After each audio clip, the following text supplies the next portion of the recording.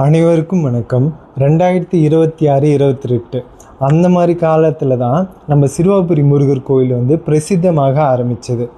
அதுக்கு முன்னாடி வர அந்த கோவிலை சின்னம்பேடு முருகர் கோவில் அப்படின்னு தான் சொல்லுவாங்க. அங்கே இருக்கிற ஊர் மக்கள் எப்பயாவது நல்ல நாள் அப்படின்னா அந்த கோவிலுக்கு போய் முருகரை வந்து தரிசனம் பண்ணுவாங்க. இப்படி தான் இருந்தது. இந்த கோவில் பிரசித்தமாக ஆரம்பித்ததுக்கப்புறம் தான் சின்னம்பேடு சிறுவாபுரி முருகர் கோவில் அப்படின்னு வழங்கப்பட்டுச்சு. இந்த கோவிலில் அருணகிரிநாதர் வந்து திருப்புகழ் பாடியிருக்காரு. அண்டர்பதி இன்பமுறை அப்படின்னு முருகர் பெருமானை புகழ்ந்து பாடியிருக்காரு. இந்த திருப்புகழில் தான் சிறுவாபுரி மேவிய பெருமானே அப்படின்னு முருகப்பெருமானை பாடியிருக்காரு.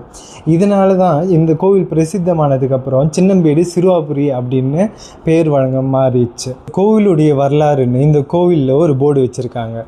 இந்த போர்டில் வந்து கோவில் நிர்வாகம் வந்து இந்த வரலாற்றை வந்து சொல்லியிருக்காங்க. என்னென்னா, லவகுசர்கள் அப்படின்றவங்க ராமனுடைய வந்து பிள்ளைகள் இல்லையா, அவங்க வந்து ராமருடைய போர் புரிந்து அம்பெடுத்து போர் புரிந்தனால சிறு அம்பேடு, அது வந்து சின்னம்பேடு சிறுவாபுரி முருகர் கோவில்.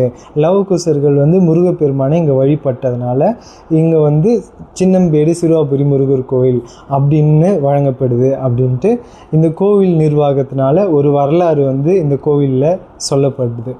இதுக்கும் இந்த வரலாறுக்கும் இந்த நம்ம முருகப்பெருமானுக்கும் எந்த சம்பந்தமும் கிடையாது. இந்த சொல்லப்படுற வரலாறும் வந்து சரியாக சொல்லலை, மாற்றி தான் சொல்லியிருக்காங்க.